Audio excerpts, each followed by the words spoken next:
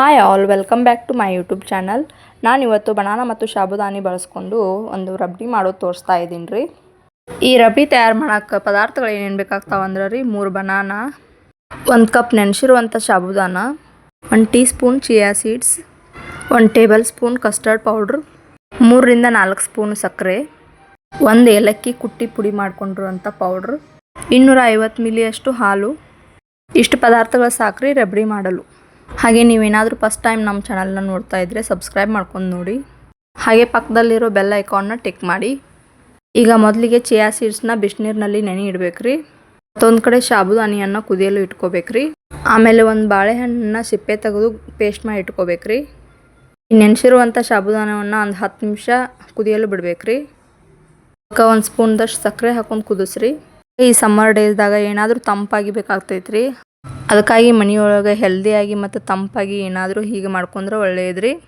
ಈಗ ಮತ್ತೊಂದು ಕಡೆ ಹಾಲನ್ನ ಕಾಯಕ್ಕೆ ಇಟ್ಕೊಳ್ಳೋಣ್ರಿ. ಈ ಹಾಲನ್ನ ಪೂರ ಲೋ ಫ್ಲೇಮ್ದಾಗ ಇಟ್ಟು ಕುದಿಸ್ಕೊಳ್ಬೇಕ್ರಿ. ಹಂಗೆ ನಿಮ್ಗೆ ಯಾವ ಥರ ರೆಸಿಪೀಸ್ ಬೇಕಾಗ್ತಾವಂತ ಕಮೆಂಟ್ ಬಾಕ್ಸ್ನಾಗ ಕಮೆಂಟ್ ಮಾಡಿ ತಿಳಿಸ್ರಿ.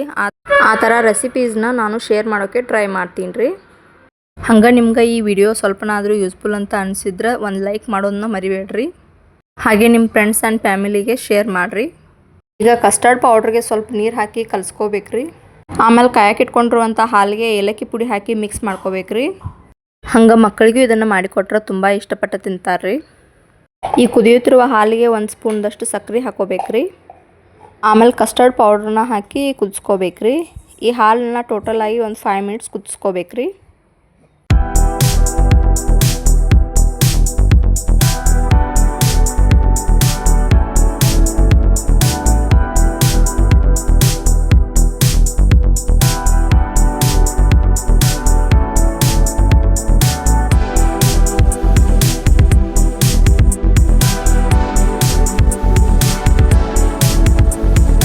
ಈಗ ಮಿಕ್ಕಿರುವ 2 ಬಾಳೆಹಣ್ಣನ್ನ ಸಣ್ಣ ಸಣ್ಣದಾಗಿ ಕಟ್ ಮಾಡ್ಕೋಬೇಕ್ರಿ.